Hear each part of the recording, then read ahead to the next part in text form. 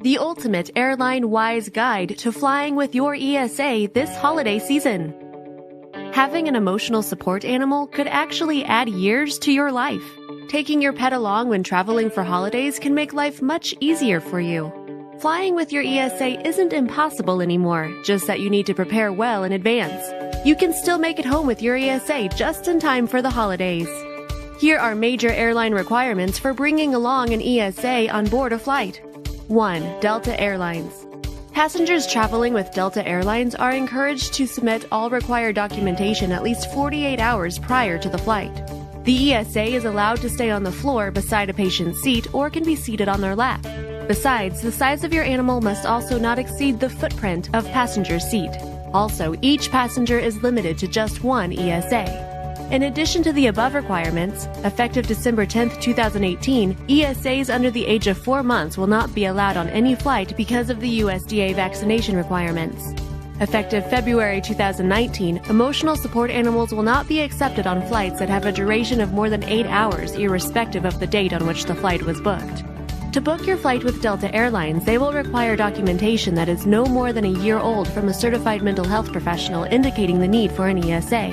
You must also have certification of the animal's health, including rabies and DRB shot verifications. All these documentations can be provided via digital copy. 2. American Airlines. The seating guidelines for your ESA are somewhat similar to that of Delta. For any bookings on or after July 1, 2018, you will be required to submit the following documents: an ESA letter, animal sanitation form for 8+ hours, which is only required if the flight is for more than 8 hours, a signed copy of their behavior guidelines. Besides these, you need to submit your pet's veterinary health records as well.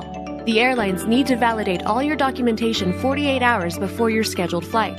If failed to do so, your ESA might have to travel in a kennel with applicable extra charges. 3. United Airlines.